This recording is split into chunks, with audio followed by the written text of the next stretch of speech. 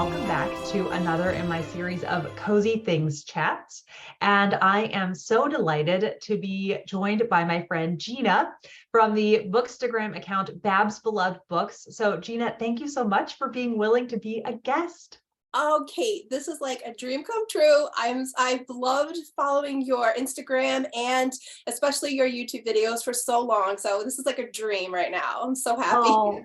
Oh, thank you so much. And what I really love is, finding your account and several other people. If I hadn't have met them on Bookstagram, I don't know that I would have kind of formed a friendship more. So it's nice when people who kind of watch in the background then have accounts and I can follow them and also learn about books I wouldn't have known about. I love Gina's Bookstagram has such a wide array of books, and you read, I feel like a little bit of everything. Yeah, mostly I read like middle grade, modern classics, Victorian, Yes. vintage books, Yes. lots of vintage books.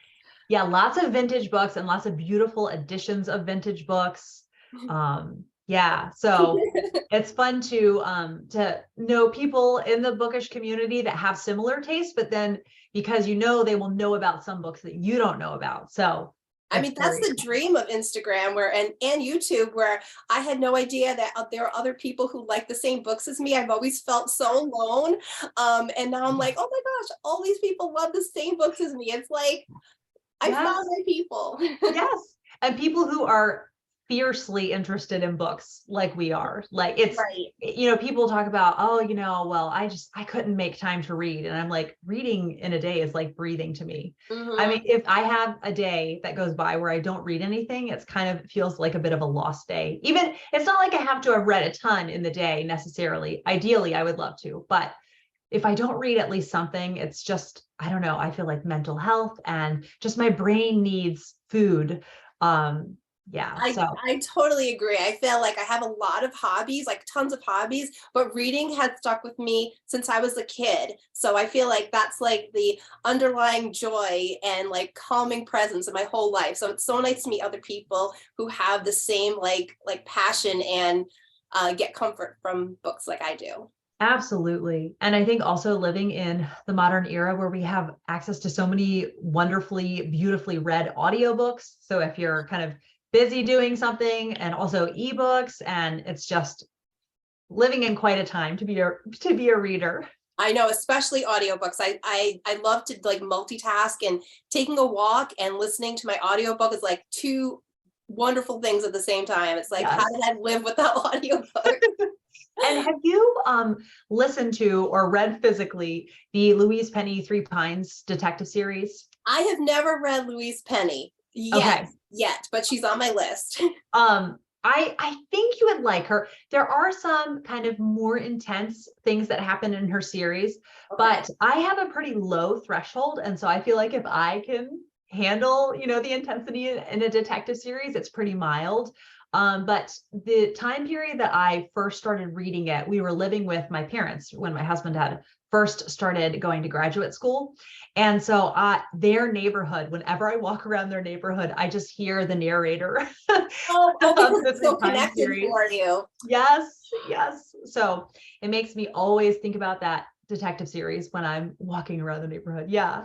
It's so funny when you talk about like detective and mysteries and stuff, because whenever my first audio, because I love Agatha Christie, the first audio books I've ever gotten were Agatha Christie by Hugh Fraser, like read by Hugh Fraser, or for Miss Marple, I love Joan Dickson. So it's just like, it's like when I think of audiobooks and walking, I also think of mysteries, but Agatha Christie. I really feel mysteries are just some of maybe the greatest walk audiobooks. Oh yeah. Well, because I feel like when I'm walking and listening, it's more I can concentrate more, and I feel like I get into the book a lot more easily maybe than just reading it. And it's very counterintuitive, I think, but I get restless if I just sit with an audiobook. I have to be doing something else. Yeah, either I knit or I walk or I'm driving the car. That's what Yeah, I love driving with an audiobook on. Me too. So yeah, so nice. So I am very much looking forward to hearing your cozy things. And I love, we have some Christmassy decoration here with your pink tree and your Santa sweatshirt, which are both so lovely. Oh my gosh, he's so cute. He is. That's a very like 1950s Coca-Cola Santa. That's exactly what I was looking for, because I don't like a lot of modern things. So I was like, Yes. oh, that Santa looks good. And it's on a pink background. So that's for Yes. me. Oh, so fun. Well, what is your first cozy thing? Okay, so what I've done actually is all my cozy things are Christmas related. I hope that's okay. It's completely okay. We're in the time of year where that's all I want to talk about or hear about. Me too. All right, so my first thing is I love candy cane flavored everything. So it's so hard to go into Trader Joe's and not buy everything. But so some of my favorite things are, I love this peppermint candy cane hand cream. Oh, It's got a little hint of like pine Christmas tree underneath it, so it smells really good. Oh. And then peppermint marshmallows to put in my hot cocoa. And then I love the Mrs. Meyer's soy candle that is candy cane scented, because it's very like sugary sweet peppermint. So that's my first cozy thing. I just start getting all the peppermint things and candy cane things.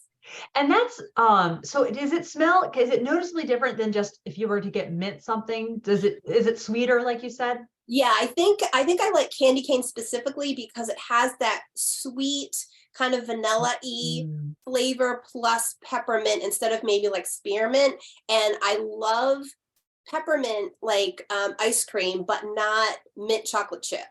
So I think I think that like one is really sweet and like pinkish, and the other one is like maybe green and like has chocolate. So that one I don't like as much. So I think there's the distinction. And I like the idea of some sense, like I feel like candles that are like sugar cookie are too sweet to me, but the mint, I would like some sweetness with that. I think that would work really well. I think so. Yeah, that's like one of my favorite scents of Christmas is like peppermint. Oh, lovely. And I grew up and every year my mom would make up huge batches of peppermint bark. Oh, yum. Yeah. And so we had a huge kitchen table. And so she would put like a long sheet of wax paper going down the kitchen table and then just melt up a giant batch of white chocolate and mix in peppermint, crunchy pieces in it. And I loved, you would see it harden and then she would ask for our help in cracking it. And what's funny is where I grew up in a little town in Mississippi, and for some reason, peppermint bark it was not that popular in the South. And so it was like Jody's peppermint bark. And like, oh, so she was like famous for it. She was. And like all the teachers at school, they would be like, I have a Van Ness this year. I'm getting peppermint bark at Christmas. Oh my God, that's awesome. I've never made it before. I think I'll have to give it a try because it's so pretty. And it looks so pretty. And it's fun too because you can play with it. Yeah. And you could do like dark chocolate with peppermint pieces, because she would also do a candy that was she would mix together dark chocolate and milk chocolate and toffee pieces. Oh, wow. Like a huge bar. Yeah. And so then they would put in these pretty little white boxes and tied up with strings. And that sounds so beautiful. What a nice gift to give to somebody, or just to enjoy it on your own. Yeah. No, it was really fun to have those. And then like our Sunday school teachers, we would give them too. So it was fun. I want to be the receiver of your mom's peppermint bark. Oh man. So on to, I guess, the second cozy thing. Okay, so the second one is hot chocolate sitting in front of the fire, and with the peppermint marshmallows. So I have this cocoa mix that I'll give you the link so you can put it in between in the description box. But it's like you just add your own milk, because I don't drink dairy, so it's nice because you can add whatever. Yeah, so it's like any kind of milk you want, and it can be like a flavored milk, but then you can have your own hot chocolate, and it's nice because you just make it yourself so you know what's in it. And then I put in, and then I have my little robin mug, and it's actually like a mug that I found at the charity store, and it's from Scotland, which is amazing. It's got this little cute guy on the front. Oh, So I would have that in there. That is so beautiful. And that's something I've loved. I didn't really know kind of about the robins being associated with Christmas whole dynamic. And as I got older, like it's on more and more Christmas cards. And I think it's so lovely to have a really pretty bird that is associated with Christmas. Me too. I really I've always loved the robin because he just looks so happy, you know, and cheerful. But because I love Christmas, it's so fun that they're both together in like one thing. Yes. You know, it's so cute. It is. And then did you say you have peppermint marshmallows? Oh yes, those were those ones from Trader Joe's. Oh my goodness. Yeah, and they're only around for like this time of year and then they're not available anymore. So I try to get a couple so that I can make sure I can put my peppermint marshmallows in. Oh, I had no idea even peppermint marshmallows existed. So I know. Well, it's, you know, I think Trader Joe's is really good at having flavored things for the holidays. So yes, like, yes, yeah. I love seeing people will do hauls of, you know, all the like fall treats and all the Christmas treats from Trader Joe's, and I can't believe the sheer variety that they have. I know, they're so smart. They really are. Yes, they know how to sell things that people will want to buy. Yeah. So then I guess, are we to number 3? Number 3.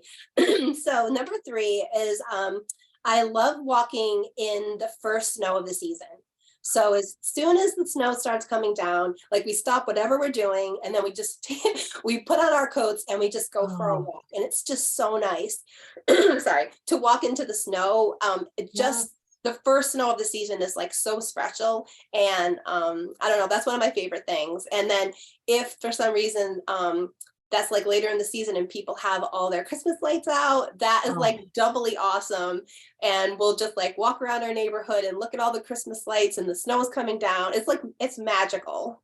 Oh yeah, there really is nothing like the first snow. By the time March rolls around, I feel like everyone's like, okay, first snow, you know, but the first snows, I feel kind of, like I didn't really have a winter if we don't have at least a couple, you know, big snowstorms. So definitely. And like, even though it's not great to lose our heat, because we like all our heat is electric powered, it's still like if the like electricity goes out for a little while, my husband and I get kind of excited and I'll light all the candles in our house and he has this camping equipment and we'll make like drink like tea or something with his little camping equipment. It's just, I don't know. It's just so fun to just pretend that we're roughing it, you know?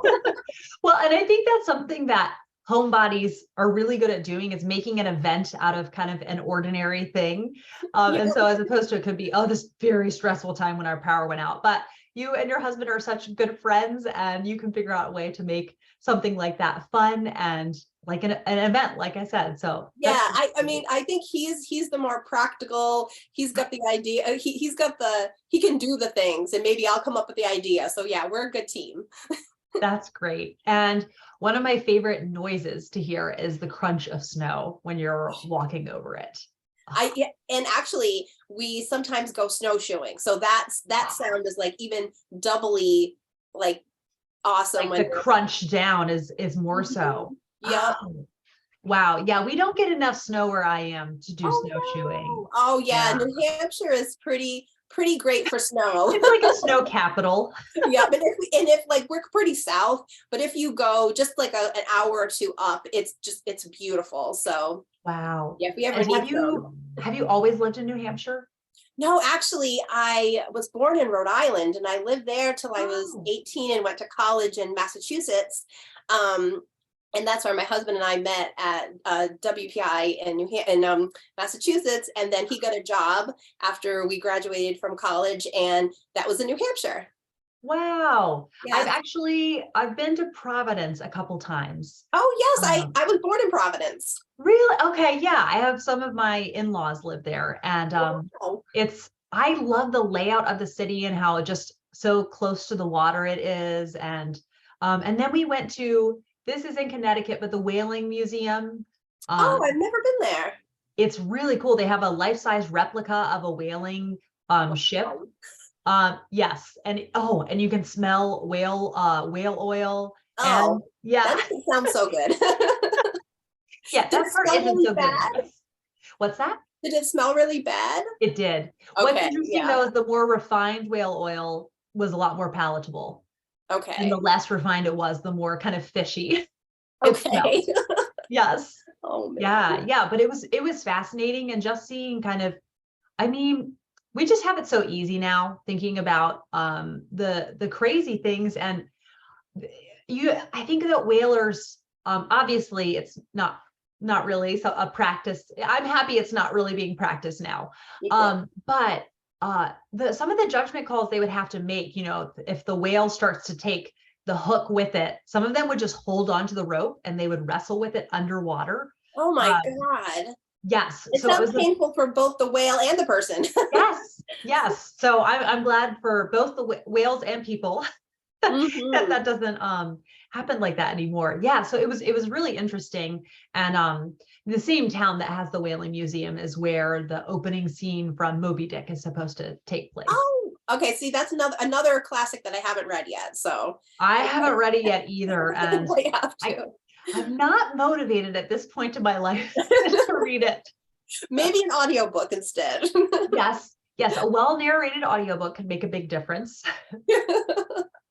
Oh, Oh man.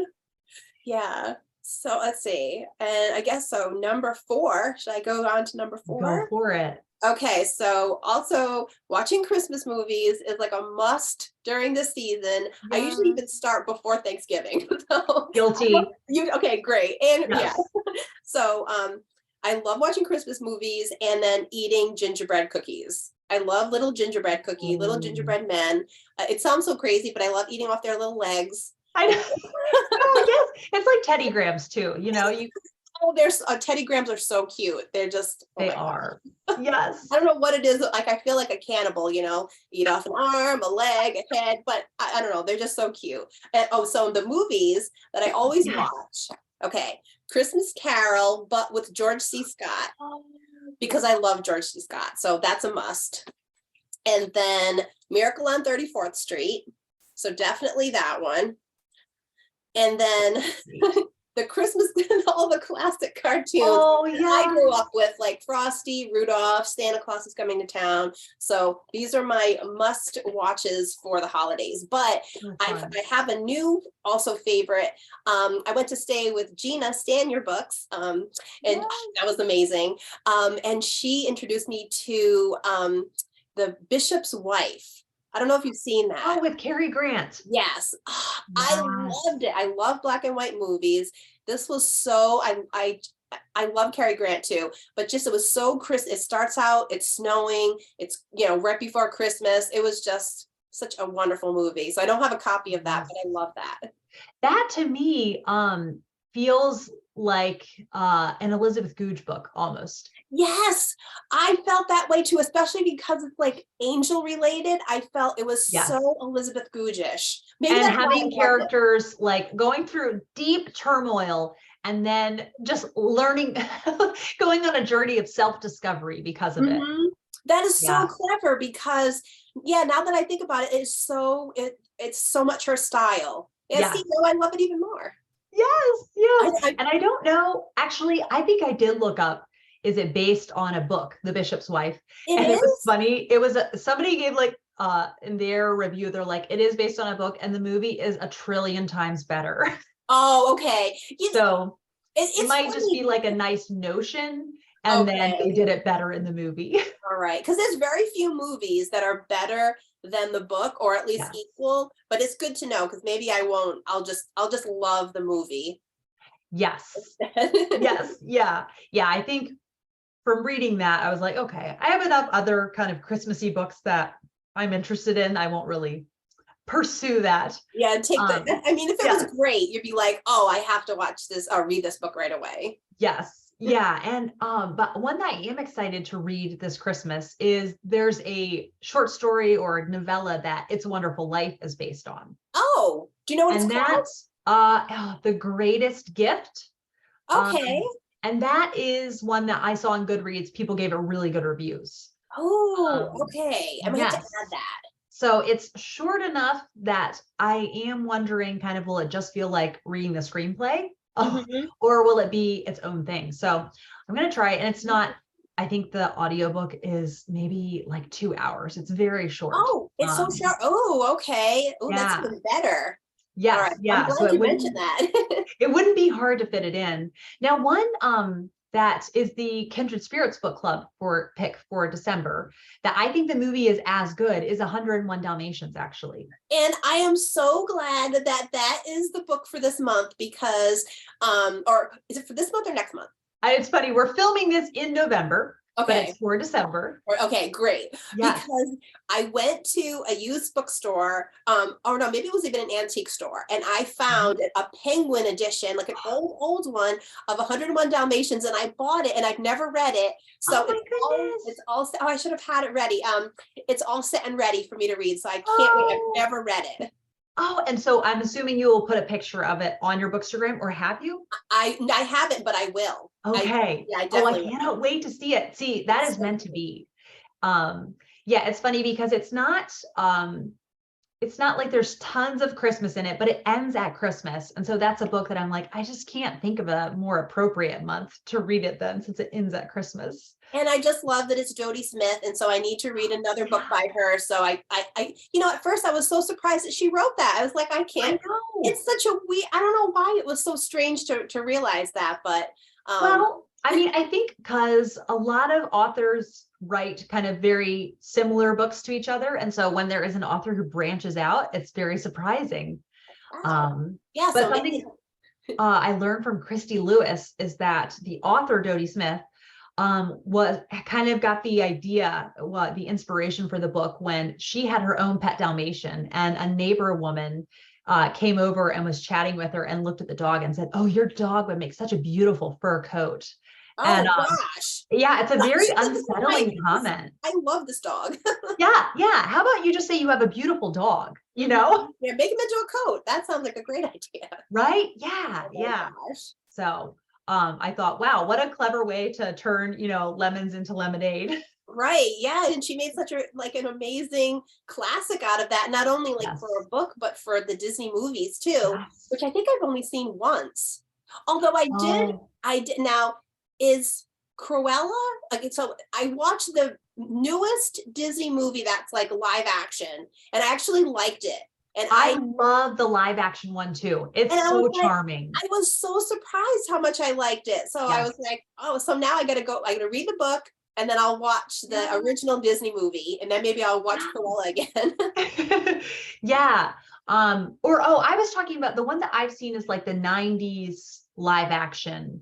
Okay, no, this was like pretty recent. I haven't seen that one yet. So that's good to hear your endorsement. It's very edgy.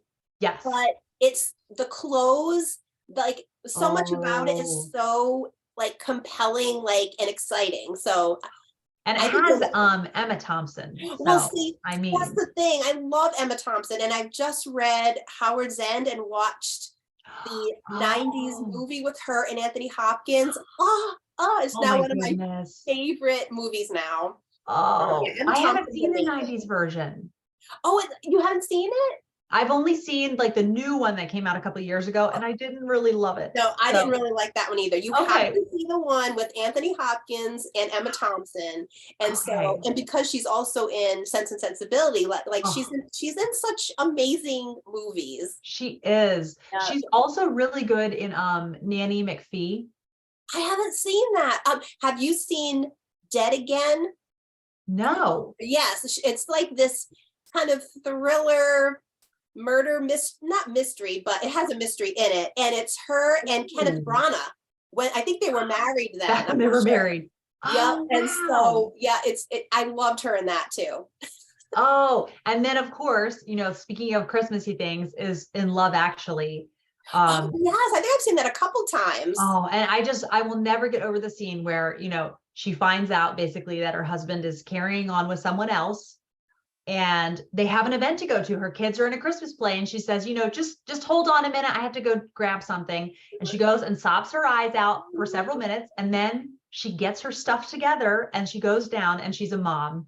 And I love that scene because I think it's so relatable to so many people, where, you just sometimes just the show has to go on. Like you have to put it together because other people are relying on you. So even if it's like so hard and like it's your own personal struggle, like it takes a lot to put that aside and just like keep going for your kids or for somebody else. Yes. And a couple of years ago, now it's getting to be like more years each year, but my father-in-law passed away on December the 23rd. Oh no! Oh my God, that's my son's birthday. Oh my goodness. Oh, well, that's so a much better thing to remember December the 23rd for. But it just caught us all by surprise. It was not expected at all. And yeah, it was a very sudden heart attack. And so my husband, he, drove to be with his mom and brothers right away. And I just wanted to like curl up in a ball and just like not do anything. But Peter was, it was a very sad Christmas. But then, Peter was he was a little over 2. He had just turned 2. And so it was kind of nice to have somebody who was completely oblivious about it. And so I ended up being with my parents for Christmas, and we just carried on with Christmas. And it would have been much harder, I think, if we had just not done that, Right. So you had your son to like kind of carry things on for. Yes. During such a terrible time. Yeah. And then, a couple of years before that, when we were living with my parents, that beginning of graduate school, my mom had breast cancer. And so she was going through chemotherapy, and she just said, what a godsend it was to have little Peter around who was completely oblivious about everything. Just to cheer her up. Yeah, just this happy little boy. So I think he cheered everybody up. God, in hard times, it's so nice to have that little beam of light, to like just sometimes take your mind off of, all the hard things that are happening. And what your son was just such a little angel at that time. He really was. And I know you've had your own hard things, and I love that books have been such a consolation to you. And I love, they don't really ask much of you, they're just there for you when you want to pick them up. And and you can revisit familiar ones, and you can discover new delights, and they're wonderful. Yeah, I know. I feel like I would not have gotten through this year without books. And I think I've read so many books the past year or two just because it was just like the best escape. I mean, I ate a lot. so that's fine too. I know. Well, that I have to work on, but like reading, I bought a lot of books and I read a lot, but it was like, instead of doing something really destructive like drinking or something like that, it was just it's true. Having a book was just like you can take it anywhere, and it really helps to let you escape from whatever is going on that's not really good in your life. And it's like a very healthy coping mechanism. Right. I know. I think that's why my collection is now way too big to fit into any of my bookcases. Like I won't even show you the room I'm in right now. This side is okay, but the other side is like piles of books. Well, then you just need to buy a library. Yes. I have like 1, 2, 3, 4, 5, 6 bookcases, but I need at least a couple more. It's so funny. My husband has said like before, are you worried you're ever going to run out of books you want to read? I'm like, no, never, just not at all. I've never, ever thought of that. I do worry sometimes I won't be able to read all the ones I want to read, but that's my only fear. That's a great problem though. Compared to like, imagine just having years of your life where you're like, well, I just ran out of everything I'm interested in. Oh, that's a nightmare. Yeah. I know. Hopefully that will never happen. Yes. Yeah. Well, then also I think I love to reread books. Me too. Yeah. So I just think it's anytime I'm really struggling, I think I always thank myself if I choose a reread, but I don't always think to. That's a good idea. I feel like I should have a shelf for like emergency reading. Like, oh my gosh, something horrible has happened. Like, so I could just grab a book like right away. Like, I feel like I need a shelf like that. That's all right. That's a good, you should start a tag on Bookstagram. Oh, maybe. Okay. Your emergency reading bookshelf. Mm-hmm. Yeah. I like that. Yes. All right. You heard it here, folks. And I might do a video of it. I'm going to be that. Yes, you should, because then we can link each other or something. Yes. Oh, all right. We're doing this together. It's going to happen. I'm very excited. I am too. All right. So are we to number 5? Okay, number. We really Oh, sidetracked. yes. Okay, now, okay. I love decorating the Christmas tree. Love the Christmas tree. And luckily, we have a Christmas tree farm that's like north of us that has organic Christmas trees. Like they're not sprayed with like pesticides, and it's like a small family owned place. So they're only open 4 days a year. So as soon as they're open, we're like driving up there. Oh my God. You cut down whatever tree you like. So when we come home, like a couple days later, we do our tree. And while we decorate, sometimes it's just me, but sometimes if it's on the weekend, my husband and my kids help. But I have to listen to Christmas music while I put the ornaments on. 100%. Yes, It just wouldn't feel right. And we have like we have a little turntable. So, oh my goodness, I'm so excited. What do you have to show? So Johnny Mathis, Merry Christmas. I have this on my phone too. I really like this one. Very classic-y. Yes. And then let's see, Burl Ives. You know, he sings like Silver and Gold from Rudolph. Okay, so I've got this one. Oh. And then the one my dad always played is Andy Williams. Like every single year from when I was like, I don't know how old, he always played Andy Williams. So I always have to play Andy Williams. And my husband does not like Christmas music, but he is very nice. And he lets me play Christmas music while we decorate the tree. So he's very patient. That's a nice spouse when they indulge your interests because it brings you joy. Yeah. That's, I think it's funny. I think my husband, he likes about kind of maybe half the Christmas music that I like. What kind of Christmas music do you like? Oh, I like a whole range. One that I make sure to play while he's at work is the Alvin and the Chipmunks Christmas album. Yes. Me and the boys just have so much fun listening to it. We both love the Carpenters Christmas album. Oh, okay. I was just gonna say that's one I don't own, but that I also listen to and I have on my phone. Yes, which I know everyone tells me, you know, vinyl, the sound quality is so much better. But we haven't, you know, gone to the effort of having one yet. But so I just stream through Spotify. I also really love the Downton Abbey Christmas album. I had no idea this existed. Oh, it's great. It's just very kind of British formal sounding traditional Christmas music, so choral music. But then have you watched Downton Abbey? All of them. Okay. And the movies. So have you watched Foyle's War also? Not yet. Okay. I know that sounds random, but there's an actor who I know his character's name on Foyle's War, but he's also in Downton Abbey. He is one of Mary's suitors who like kind of brushes off the fact that he's nobility and he's friends with her for a while, and then she finds that out. He's in like seasons 4 and 5. I have to go check that out. Julian Ovenden is his name, and he sings the most beautiful version of "Oh Holy Night." And then it also has Carson, the butler, reading "'Twas the Night Before Christmas." No, it doesn't. Okay, all right. I have to get this now. I wonder if they have an album. If not, I'll get it on my phone. There is an album. It's you know, streaming on Spotify, but there is an album. That's how I first found it, was at the library. They had Christmas CDs displayed. And oh my God. Yeah. I can't believe okay, I have to get this. Downton Abbey is one of my favorite things. Oh, so it's so funny. I had a very up and down relationship with Downton Abbey because of season 3, you know. Okay. Rather, you know, the two things in season 3. And I was like, I am done with Downton Abbey. I'm never watching it again.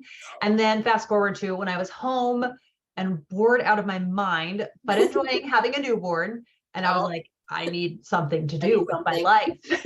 I know, I'll watch Downton Abbey. And yes. And so now I'm rewatching it with a friend, and I'm like, I just love it. I'm sold.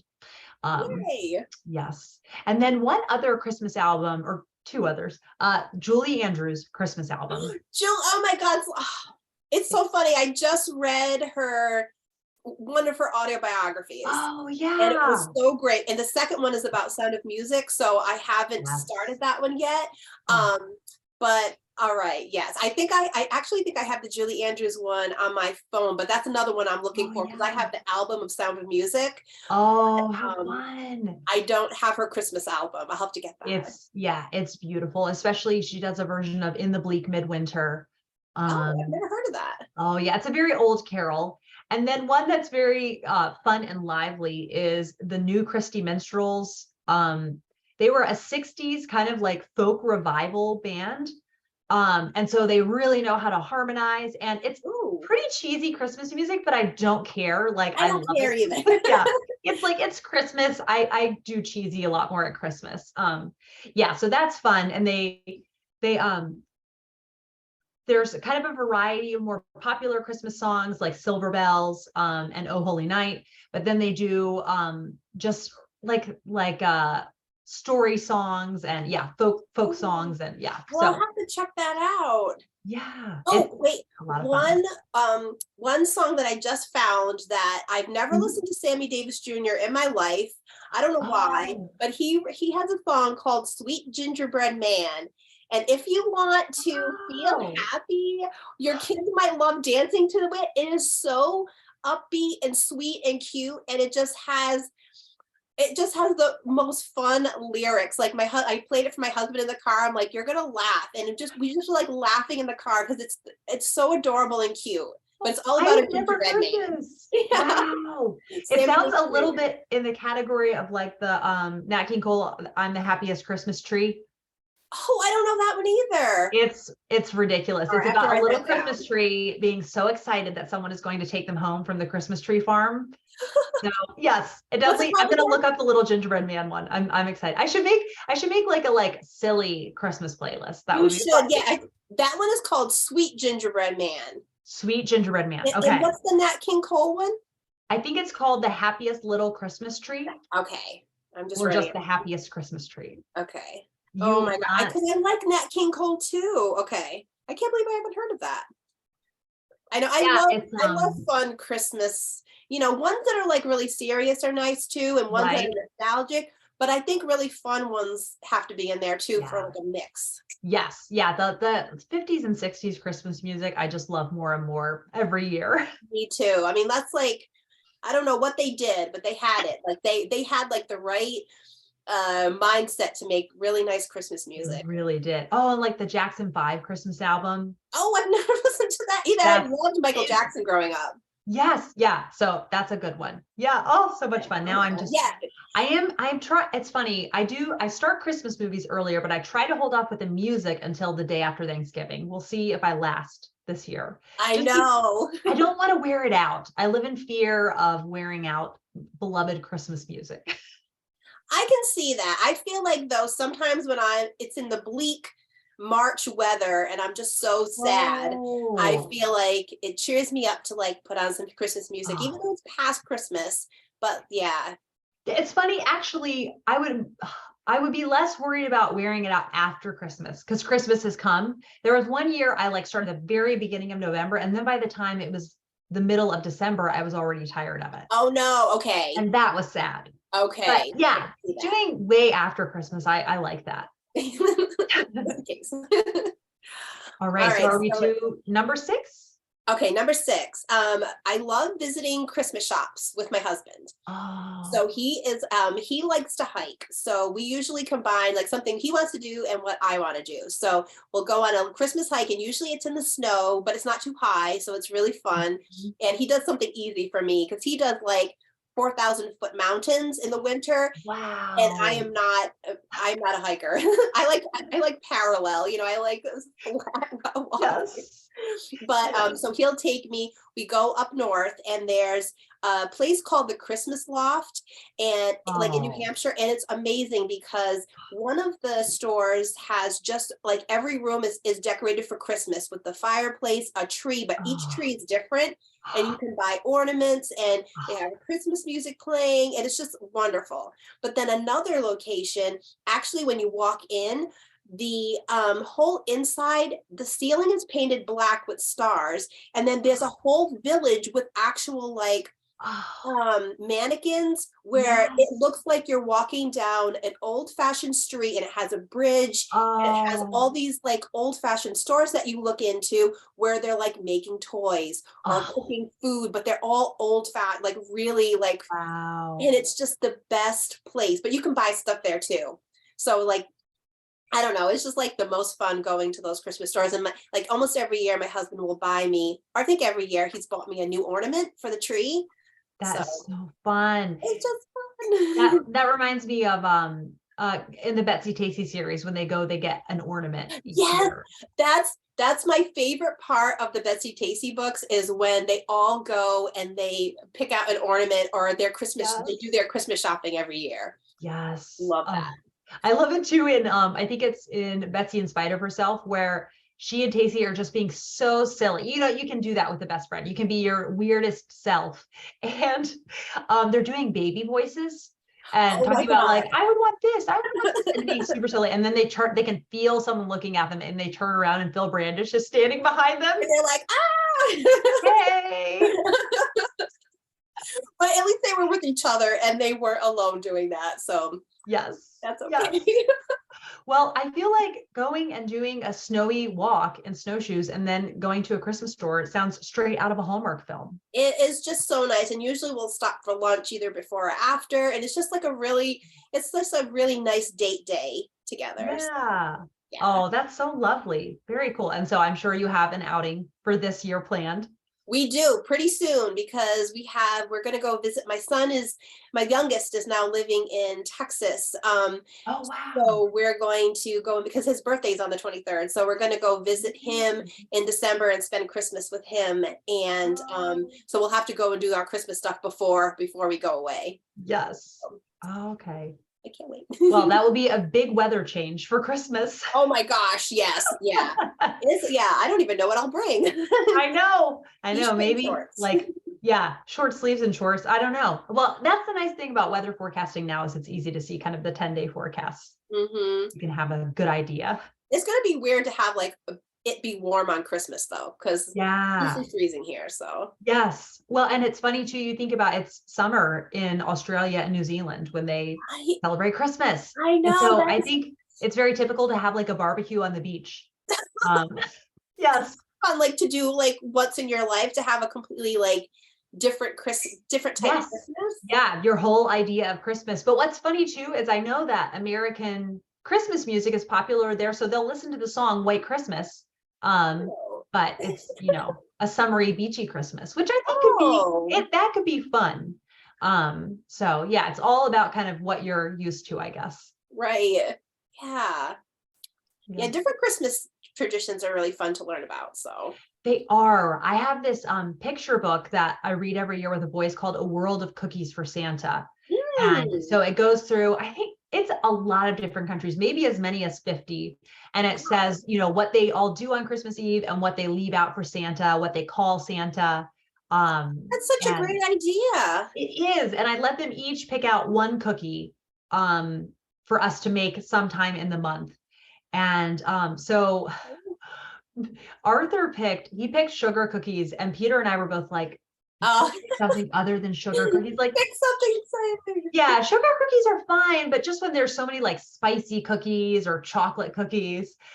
So Peter picked, they're called Priyaniki, and they are a Ooh, Russian cookie, and it's like a kind of like a spice cookie, and then a thin layer of icing on it. ooh, More I like a love all glaze. frosting. Yes, yes, yeah, those are really nice. So I will be curious what they end up picking this year.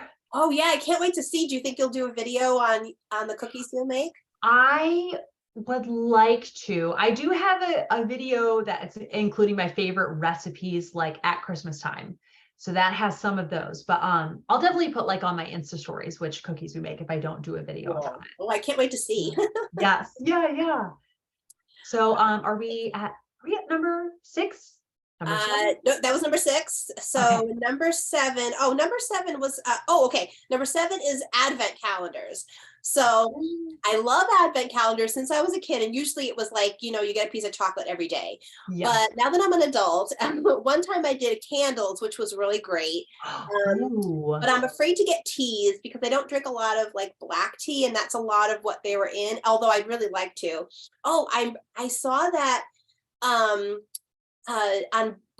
Bookish Princess on her channel, she had the jams, and I was like, oh, I might have to do that because those little jars are so cute. They are. Oh my gosh. But this year what I did, I just signed up recently for NetGalley, where you can get a preview of a book and you're able to read it. So the only book I've ever been approved for so far was a Christmas book, which I was glad, but it was a kid's Christmas book. But it was an advent calendar, but you weren't able to lift the flaps. So I read the book, and the book was so adorably illustrated, but I couldn't see what the flaps were. So it finally got published. So it's called what is it? Cat Family Christmas. Okay, look at this. Look at this first page. Isn't that adorable? So are there several flaps on each page? Yep. So there's like 140 flaps altogether. Oh my goodness. But yeah, so the story is adorable. The illustrations are so cute. So now it's like 12 days of Christmas. So I can either start at 12 days before or just lift however many flaps. But there's like 140. Yeah, 140 in the book. So I'm gonna do that this year. Oh, that is so fun. And you will finally, the mystery will be revealed of what is behind the flaps. I know. And it's funny because a lot of people who reviewed it on that website said, oh, I really love the book, but I couldn't open the flaps. So I can't tell you if they were good or not. And now we know. I'm excited because I got the boys like the little generic chocolate advent calendars, but I was just searching around because in another Cozy Things chat, Miriam talked about Christmas puzzles. And there are so many beautiful options, but you can do advent puzzles. Almost like a few like puzzle pieces. Well, there's 2 different kinds. And so I think for the boys, it makes sense to you get a little 80-piece puzzle each day. But other ones, it's a 1,000-piece puzzle total, and you get a little box. And they're all numbered. And so you have maybe 20 pieces each day to put together. And then you have a big, beautiful Christmas picture at the end. Or it wouldn't be 20 pieces if it's a 1,000-piece puzzle, 1,000 divided by 25. Yeah. So I feel like I'm too old.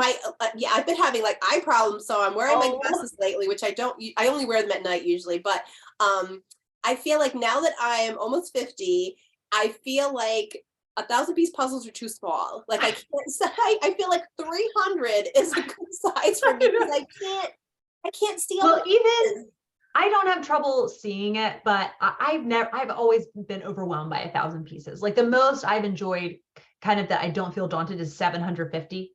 Okay. Yeah. Cause I just feel like my dad will usually have 1,000-piece one out at Christmas time. And there's lots of grownups working on it for a lot of those days, Christmas days. And it's still not anywhere near finished at the end. I'm like, that's just too big. The pieces are too tiny. And there's this Jane Austen puzzle. I don't know if you've seen this one, but it shows all of her locations from all of her books.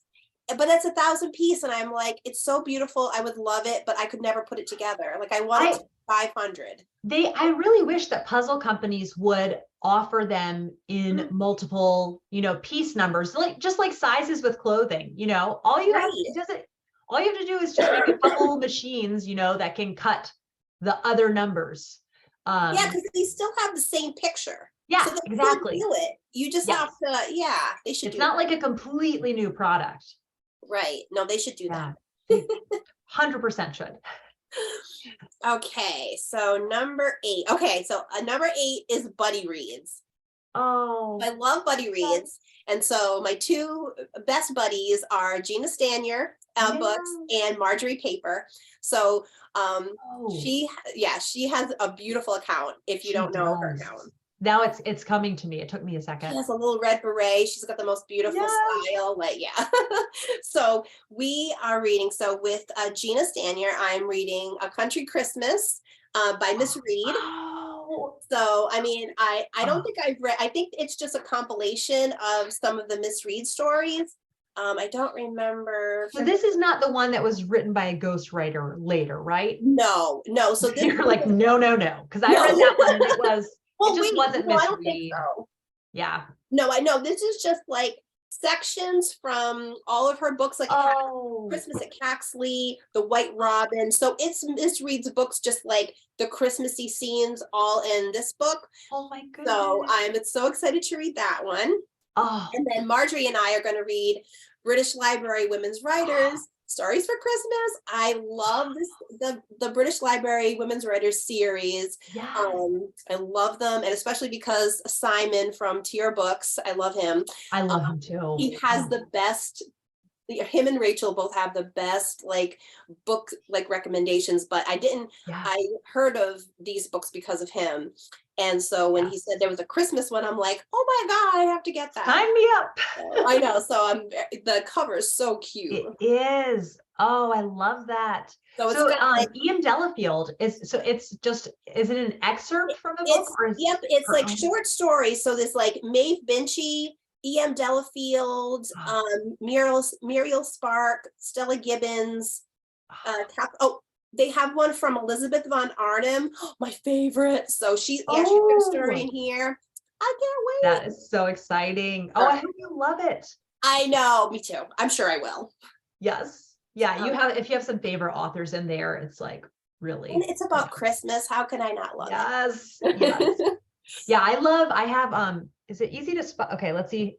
This is really hard to do backwards. That one, the big book of Christmas mysteries. Oh, I had that and I donated it a long time ago. It's like, it's too big. I'll never read it. It is very big. And I never set out, one Christmas, like I'm going to read through this whole thing. I always just read a couple stories. That's why I like owning it. And so it's fun kind of characters that I don't think of being in a world that, coexists with Christmas. So like there's one Inspector Morse series, and he is such a like prickly pear.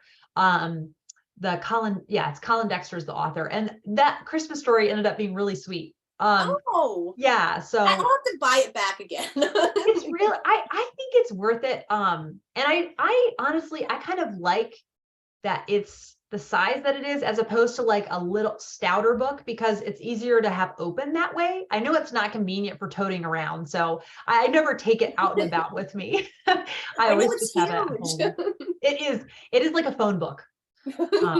Yes. But I have read that P.D. James you've got next to it. I love that one. So yeah, I've read that one, and the one that's next to that. Who Killed the Curate? Yeah, so I have it. I haven't read it yet. I'm hoping to read it this December. We'll see if it actually happens, but I love it. Basically, it kind of sounds like a misread, but as a murder mystery. Right. That's what I think too. Yeah. So we'll see. And then have you read Christmas with the Savages, the red one? No, I haven't. Who wrote that? Mary Clive. Oh no, I haven't heard of that. That is it's an Edwardian Christmas story, and there's a little girl who I think her parents are they're kind of like Eloise's parents. Okay. And so just kind of self-involved and oblivious that maybe their kid would want to spend Christmas with them. So she goes to spend Christmas with the Savage family, and it's just writing about it. I haven't read it yet. I'm really hoping to read it this Christmas, and I hope it doesn't disappoint, because I'm very excited about it before actually reading it. All right. Well, I can't wait to hear you think, and then I'll, depending on what you think, I might go get it. Yeah. I'll definitely let you know what I think. Awesome. So then are we to 9? Okay. So 9 is just reading Christmas books. And so I have a couple of ones that I'm really looking forward to. So I'll show you those first, but then I have like a part B to it. So one of the ones I'm looking forward to, I love Tasha Tudor. So I've got Tasha Tudor's Christmas. So I can't wait to read that. And so it's just filled with like food, handicraft, I just decorations. So it's got like full color photos and what she did at Christmas, and that's beautiful. Like, Yeah, What is that? it looks like it's snow and she put candles in the snow. Oh my goodness. So it's like an igloo with candles inside. That's amazing. Yep, and I only have one more book after this one of her giant books to read. I've read her garden one, I've read her dollhouse one. Yeah, so I'm so excited to read that one. That's wonderful. And then of course, Christmas with Rosamunde Pilcher. That's what I was going to bring up. That's what the other one made me think of. I Yep. mean, if you can do Christmas like Rosamunde Pilcher or Tasha Tudor, you're just winning at life. That's what I feel like. I feel like if I can like put even like a tiny bit of their flavor into my life, right? Yes. Like maybe like using real napkins at Christmas dinner. It's like, oh wow, I'm such a fancy lady. I know. I'm like living the life I want to live. Yes. And this is one of the that's Rosamunde. So classy. Doing something. And also I love just the beautiful salt and pepper hair that she had. Gosh. So I'm so excited about that one. Oh, very cool. Then Miss Reed's Christmas book, where this is also just like, it's a compilation of just like, it's really cute though. It has carols and little stories, and I think there's recipes. There's recipes in it too, but yeah, it's Oh, and I love the little like bookmark illustration on the side. Yeah, so it's just so cute. And I think, yeah, she's got a couple stories in there. A.A. Milne has a story in here, so it's just so cute. Oh, and the best thing about this is that I bought it from someone in England and Miss Reed signed it. Get out. So he had it for sale, and I got it for myself as a gift. But hey, but Miss Reed actually signed this book, so it's like amazing. What a treasure. I know. All right, two more other quick books. Yeah. I forget, what do you have your hashtag for mysteries in December? I always forget. Cloak and Dagger Christmas. Cloak and Dagger Christmas. So for that one I'm reading The Night of Fear by Moray Dalton from Dean Street Press, and I love this cover. That's amazing. And I love too, is she wearing a red dress? Or yeah, she's got like I think she's got like a red coat on. Ooh. And then she's got like it looks like she's dressed up as Santa almost. Oh my goodness. Do you know, do you have like a little synopsis? So it's set at Christmas time, I'm assuming? It says together a Christmas gathering of young and old in a great country house in England, a masquerade ball, and all the lights are turned off for a game of hide and seek, and then someone is stabbed. That sounds so intriguing. And you know what, also, I am a person, and I get frustrated with myself about this, but closed door mysteries or closed circle ones where they're all stuck in a house, I get restless if it's like a 300-page one, but like a little 200-page one. Yep, 250. That could totally work. 200. Wow. And then this one I'm really looking forward to.